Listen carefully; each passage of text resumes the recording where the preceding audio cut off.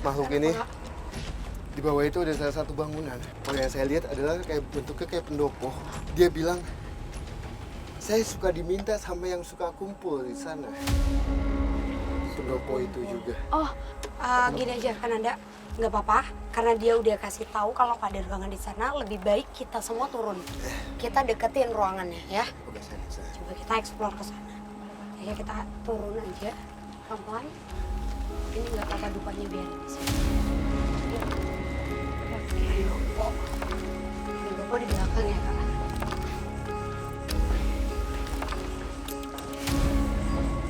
Oh, sini mungkin ya.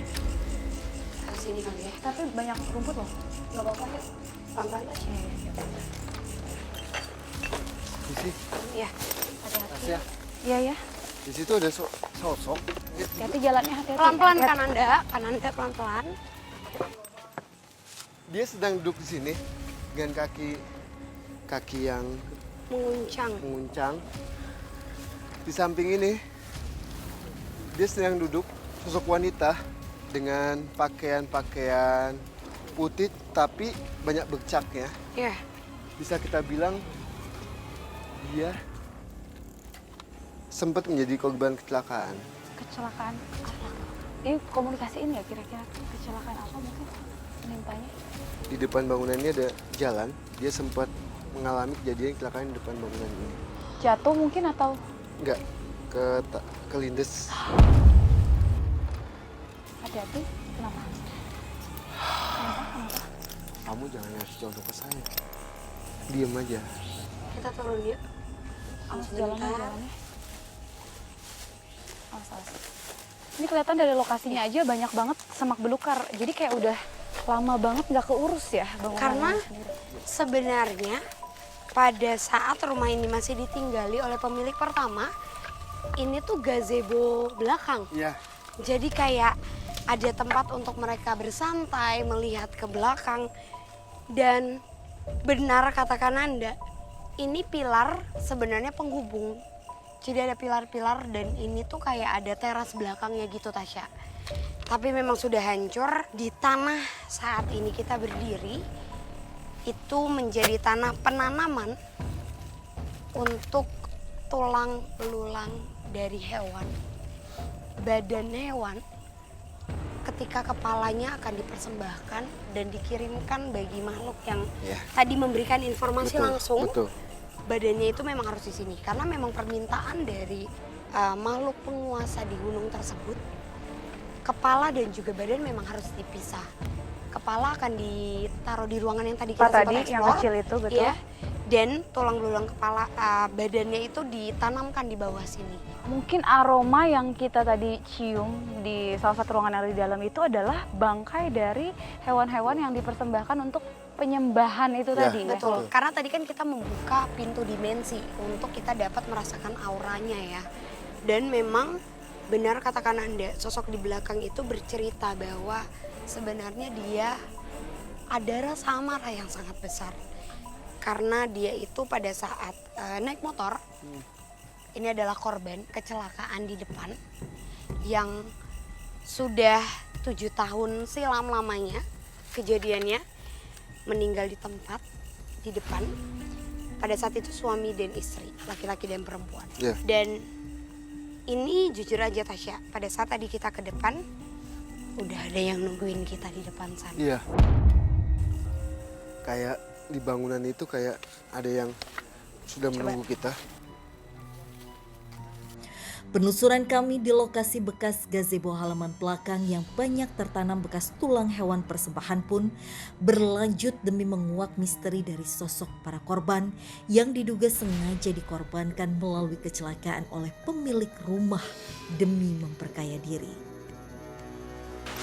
Ini dari segi bangunannya juga udah kelihatan beda ya, beda tema sama yang rumah di dalam tadi ya. Iya. Permisi.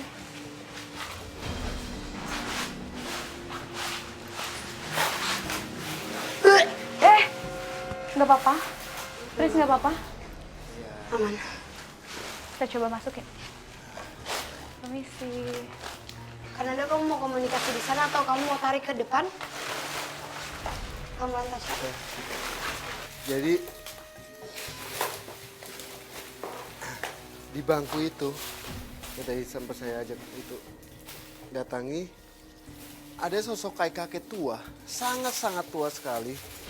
Dia hanya duduk di situ tapi dengan pakaian-pakaian bisa kita bilang bukan dengan udeng-udeng tapi dengan topi biasa lah ya.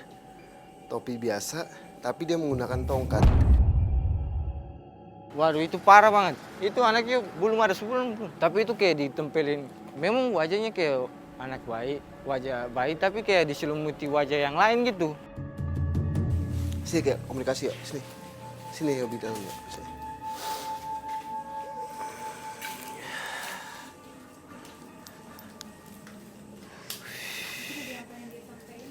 Ya.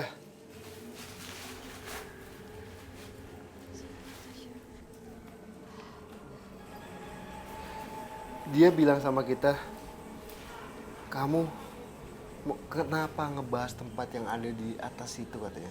Jadi bangunan yang tadi sempat kita bilang tempat Penyimpanan yang kepala ya, persembahan kepala sapi atau kepala kambing itu satu line sama ini. Jadi ini bangunan. Iya. Oh iya, satu garis Ya, lurus, ini betul, bangunan. betul. Dia satu jalan segini. Iya, betul.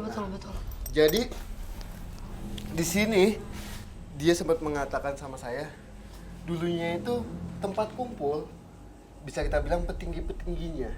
Jadi mereka berkumpul di sini dan memantau bangunan yang ada di sana sambil memantau. Ada suara dilempar. Ya, Kayak Ada kerikil lemparan gitu iya, ya. kerikil. memantau bangunan yang ada di sana. Kenapa? Ada pos yang di sebelah sini. Ini Yang pos tadi di depan? untuk penjaga. Pos penjaga, jadi tidak bisa siapapun bisa masuk ke bangunan yang lagi kita duduki ini. Nah, Penjaganya dalam bentuk roh juga atau dulunya itu penjaga yang dia hanya bukan penjaga goib, tapi penjaga manusia sebelumnya Nah, untuk ritual, tapi mungkin sekarang diisi dengan makhluk-makhluk. Oh ya, tadi kan bilang di sini tuh menumbalkan atau memberikan persembahan berupa hewan. Tapi dengan kasus perempuan yang meninggal yang 27 tahun tadi dalam keadaan hamil 5 bulan itu menjadi persembahan juga atau kebetulan kasus itu? Bahkan sebenarnya Tasya, bukan cuma dia. Jadi gini, hewan itu merupakan simbolis. Ketika katakanlah aku adalah orang yang menganut ilmu tersebut, maka aku akan menjanjikan bahwa aku memberikan 3 nyawa sekaligus. Nah, 3 nyawa itu akan aku gambarkan dan aku kirimkan kepala hewan, ditaruh di ruangan yang tadi sempat kita explore. Lalu akan aku berikan atau aku dapat gambaran seperti mungkin kamu harus memberikan minuman kepada orang yang kamu tuju untuk menjadi korbannya. Atau mungkin Makanya kamu berbusa ya, ya. kamu harus menawarkan secara jelas. Kamu akan mendapatkan uang sebesar ini asal kamu sengaja mencelakai pasangan kamu. Jadi sebenarnya orang-orang yang menjadi tumbal itu adalah orang-orang yang sama sekali tidak tahu menau tentang perihal ini. Jadi dia tidak tahu sama sekali, dia tidak terlibat, tapi dia adalah orang luar yang menjadi korban, ya, yang memang sudah menjadi pantauan dari makhluk-makhluk yang dari tadi kita temuin. Sebenarnya ini adalah ruangan yang tidak sembarang orang untuk datang. Dengar nggak? Ada langkah kaki, ada seperti seretan kaki dari belakang gerak, dan mungkin kayaknya sih Kananda emang benar mereka sudah kepalang kita bongkar secara jelas bahwa sebenarnya tempat luas ini bukan tempat pesugihan, Tasya. Melainkan ini memang penyalahgunaan satu ajaran. Iya. Aku pengen nanya juga, mungkin karena dari tadi Fris ataupun Kak Den sempat menemukan berbagai wujud. Tapi kan kalau kalian ini memang memiliki kemampuan spesial atau khusus yang sensitivitasnya itu tinggi. Tapi mereka tuh sering gak sih menunjukkan diri untuk orang-orang biasa gitu, seperti Tasya dan teman-teman yang lain? Ya, jadi gini.